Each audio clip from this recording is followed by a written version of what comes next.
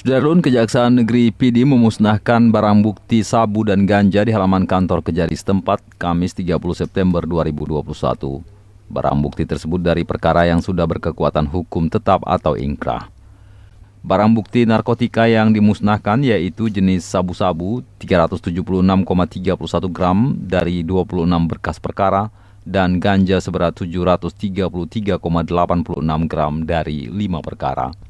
Semuanya berjumlah 31 perkara dari periode Juli hingga September 2021. Narkotika jenis sabu dimusnahkan dengan cara diblender, sementara ganja dengan cara dibakar.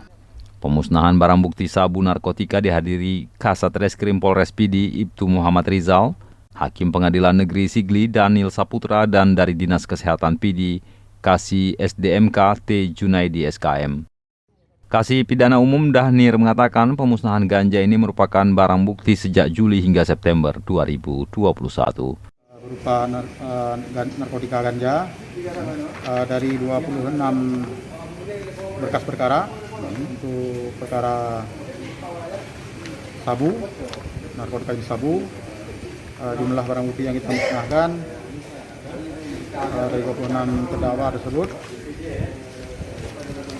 yaitu 376,31 gram. Nah, selanjutnya untuk 5 berkas perkara narkotika ganja dengan jumlah barang bukti sebanyak 733,86 gram. Pemusnahan ini tentu itu berkas perkara yang sudah memiliki kekuatan hukum tetap, yaitu ingkrah, dan pada hari ini kita musnahkan barang buktinya